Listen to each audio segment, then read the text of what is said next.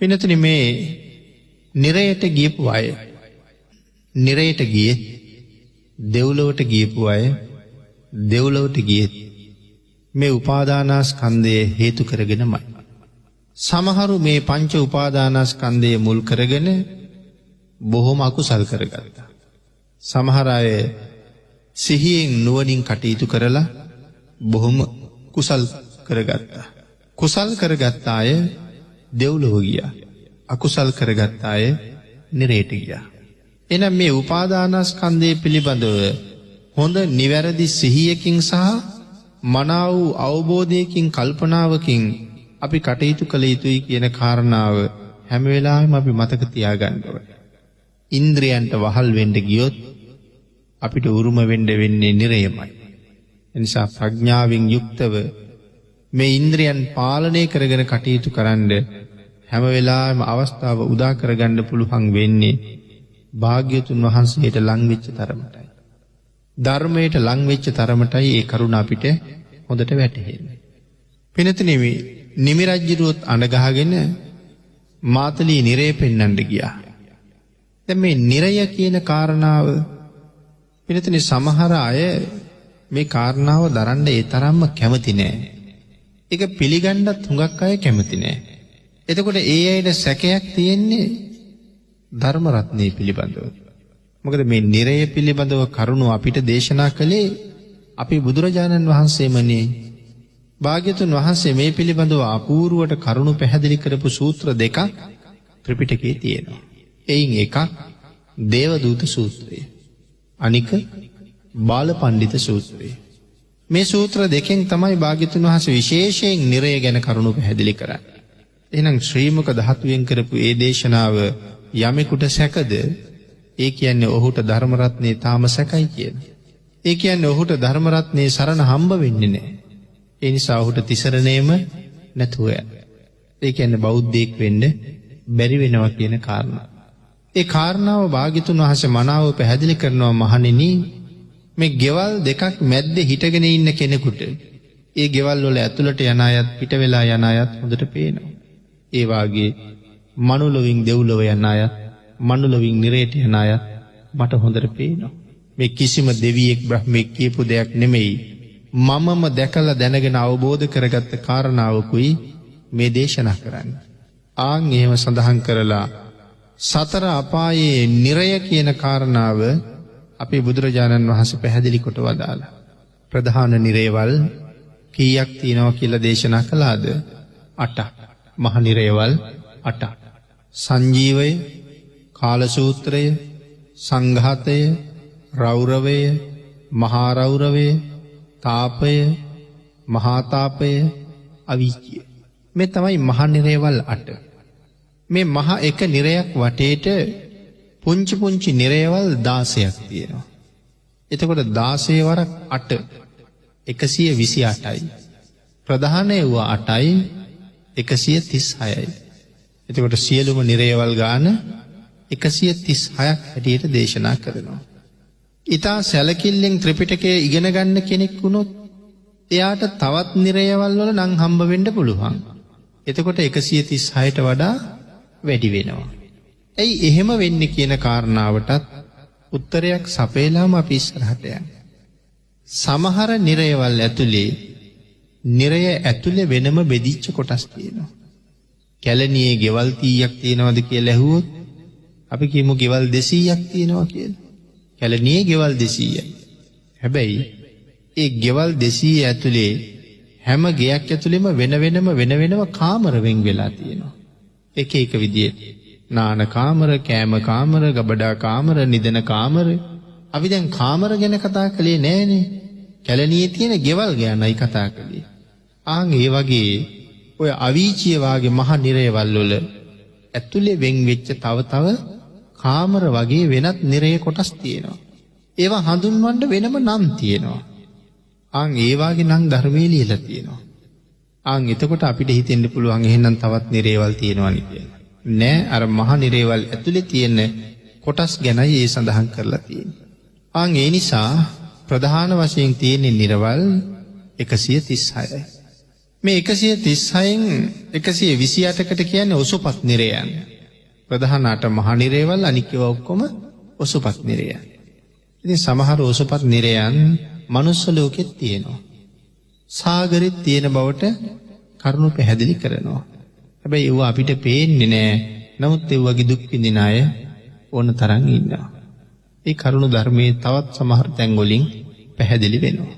එතකොට මේ නිරයවල් වල ආයු ප්‍රමාණය වෙනම ධර්මයේ සඳහන් කරලා තියෙනවා. ප්‍රධාන නිරයවල් වල ආයුෂය.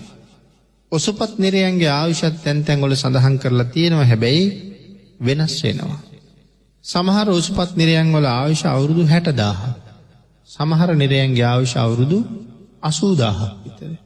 තව සමහර ඒ වගේ ඊටත් වඩා වැඩි වෙන ප්‍රමාණයන් සඳහන් වෙන්න පුළුවන්. 60000ක් කියලා සඳහන් කරන්නට හේතුව අජාසත්ත මහ රජුරු ඔසුපත් නිරයක දුක් විඳිනවා. අජාසත්ත රජුරු කරපු මහා බරපතල පාප කර්මය පීතෘ ඝාතක කර්මය. යන්න තිබුණේ කොහාටද? අවීචියට. ඒ වුණාට අවීචියට ගියේ නැහැ. අවීචියට නොයා ලෝකමු නිරයටයි යන්නේ. එතකොට අපිට හිතෙනවා ලෝකමු නිරයේ ආයුෂ එහෙනම් අවුරුදු 60000යි. අපේ පින්නතුන්ට මතකද තේමිය ජාතකයේ පිළිබඳව?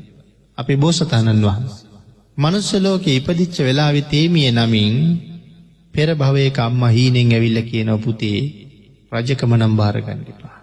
ඔබ පෙර කෙටි කාලයක් රජකම් කරලා අවුරුදු 20ක් විතර කාලයක් රජකම් කරලා අවුරුදු 80000ක් නිරේ හිටියා කියලා.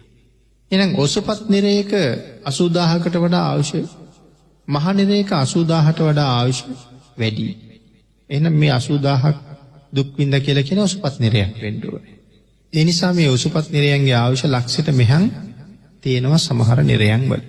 අජාසත් රජුරු ඇයි අවීචියට ගියේ නැත්තේ කියන කාරණාවත් අපි තව ටිකක් සිහිපත් කරලා ඉස්සරහට යමු. අජාසත් රජුරු කියලා කියන්නේ පසේ බුදු වෙන්න පාරමිතා පුරලා ඉන්න කෙනෙක්. ධර්මය අවබෝධ කරගත්ත දවසේ ඉඳලා හොඳට සිල් රැකපු කෙනෙක්. ඒ වගේම කොයි තරම් ශ්‍රද්ධාව දියුණු කරගත්තද? මේ ශාසනයේ ගිහි ශ්‍රද්ධාවන්තයන් අතර අග්‍රස්ථානයට ආවා. නමුත් පීතෘ ඝාතක වුණා. අවබෝධ වුණාට පස්සේ තරම් ඉහළට ආවා. මෙන්න මේ කරුණු කාරණා බලපාපු නිසා මූලික වෙච්ච නිසා අවීචයට යන පාර වහලා. නමුත් මේ අකුසලයේ විඳවන්න ඕන නිසා ඔසුපත් නිරයකට වැටුණා. අවුරුදු 60000. අවුරුදු 30000 ඔසුපත් නිරය මේක ලෝකමු නිරය කියලා කියන්නේ ලෝදිය හැලිය. අවුරුදු 30000ක් පහළට ගමන් කරනවා. ඒ ගමන් කරනකොට ඔළුව යටට කකුල් උඩට. එහෙනම් අවුරුදු 30000ක් විතර යනවා පතුල හම්බ වෙන්නේ. පතුලට ගියහම නැවත පතුලෙන් අනිත් පැත්ත හැරෙනවා. එතකොට ඔළුව උඩට මෙයා ටික ටික උඩට එනවා. යටට යන්න 30000යි උඩට එන්න 30000යි මේකේ පුපුර පැහැෙනවා. ඒ පැහි තමයි මේ යටට යන්නේ. හරියට අපි මාළුවෙක් ගැඹුරු තැලට දාපුවාම පුපුර බැදෙනවා අපි දකිනවා. අන් ඒ වගේ පැහි තමයි යන්නේ. පෙන්න දදා පැහැෙනවා. ලෝකමු නිරේ තනිකරම උණු වෙච්ච ලෝදිය. මේකේ පතුලට යන්නේ.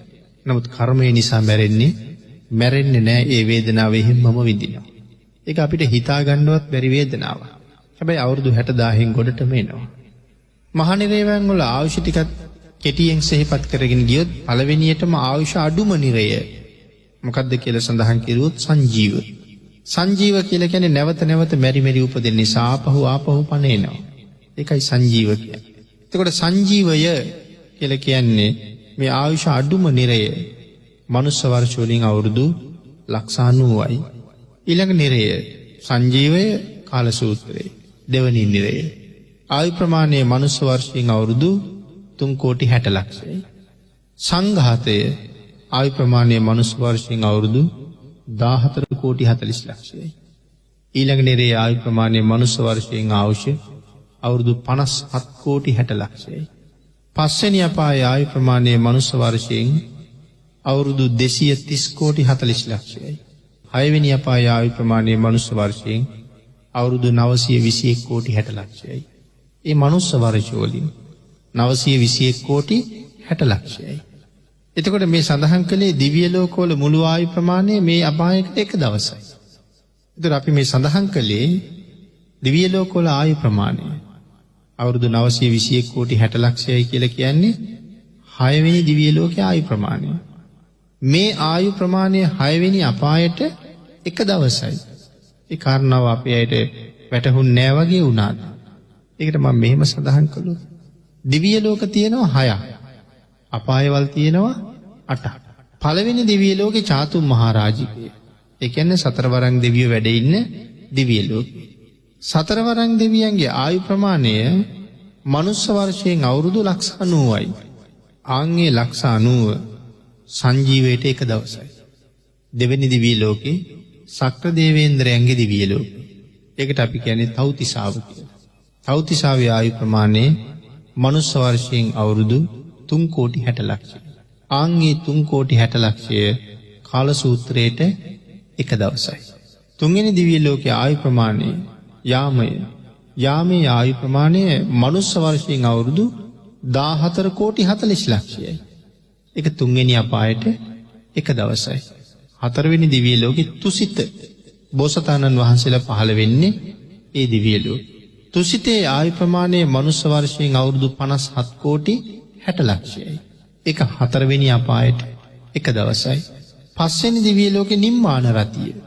නිම්මාන රතියේ මුළු ආයු ප්‍රමාණය අවුරුදු 230 කෝටි 40 ලක්ෂයයි. ඒක පස්වෙනි අපායට එක දවසයි. හයවෙනි දිව්‍ය ලෝකේ පරනිම්මිත වසවර්ගය. සැපයෙන් ඉහළම දිව්‍යතල. එහි ආයු ප්‍රමාණය මනුස්ස වර්ෂ වලින් අවුරුදු 921 කෝටි 60 ලක්ෂයයි. ඒක හයවෙනි අපායට එක දවසයි. දැන් දිව්‍ය ලෝක ඉවරයි. හත්වෙනි අපායේ ආයු ප්‍රමාණය සඳහන් කරනවා අන්තර්කල්ප භාගයයි කියලා. එතකොට අන්තර්කල්පයකට මනුස්ස වර්ෂ කීයක් තියෙනවද? අපේ අය දන්නවනේ අසංඛ්‍ය කියන ඉලක්කම. කීයෙන්ද ලියන්නේ? 1.140. අන්තර්කල්පයක ආයුෂ මනුස්ස වර්ෂ වලින් සඳහන් කරනවා 1.140 වුණා 86 ලක්ෂ 40000. එහෙම නැත්නම් අසංඛ්‍ය 86 ලක්ෂ 40000. එතකොට ඒකෙන් භාගයක්. ඒ කියන්නේ අසංඛ්‍ය 43 ලක්ෂ 20000ක් හත්වෙනි අපායට අවශ්‍යයි. අටවෙනි අපායේ ආයු ප්‍රමාණය අසංඛ්‍ය 86 ලක්ෂ 40000යි. ඒ කියන්නේ අවිජ්ජිය මහම නිරේ. අසංඛ්‍ය 86 ලක්ෂ 40000ක් මනුස්ස වර්ෂයෙන් අවශ්‍ය තියෙනවා. එතකොට මේ කතා කරන මමත් ඔබත් ওই නිරේවල් වල ගියපු නැති අයද? අපි ওই නිරේවල් වල ඉපදිලා තියෙනවා මේ මළුවේ තියෙන වැලියට ගන්නට වඩා. ඒ හින්දා අපට හොඳට හුරු පුරුදු තැන් අපේ මහ ගෙදර වාගේ නිරේ කියන එක. මිනිස්සු වැඩියෙන්ම මැරිලා ඉපදින්නේ අපායේ. එහෙමනම් කොහෙද මේ නිරේ තියෙන්නේ? මහ පොළොවේ යට කියලා භාග්‍යතුන් වහන්සේ සඳහන් කරනවා. මේ මනුෂ්‍ය පෘෂ්ඨයේ ඉඳලා යොදුන් 42000ක් උඩින් පළවෙනි දිව්‍ය ලෝකේ හම්බ වෙනවා. ඒ චාතුම් මහරජාගේ. මේ මනුෂ්‍ය පෘෂ්ඨයට යටින් පළවෙනි අපාය හම්බ වෙනවා. සංජීවේ. ඒ කොච්චර යටින්ද? ඒ යොදුන් 15000ක් යටින්. දිව්‍ය ලෝකේ අපිට වඩා හුඟ ඈතයි. හැබැයි අපාය අපිට හුඟක් ළඟයි. දිව්‍ය ලෝකයේ යොදුන් 42000ක් උඩින් අපාය යොදුන් 15000ක් යටින්. ඊට යොදුන් 15000ක් යටින් දෙවෙනි අපාය, ඊට යොදුන් 15000ක් යටින් තුන්වෙනි අපාය, ඊට වඩා යොදුන් 15000ක් යටින් හතරවෙනි අපාය. එහෙම තමයි යොදුන් 15000න් 15000ට යටට තියෙන්නේ. මේ සඳහන් කරන්නේ මහ නිරේවල්.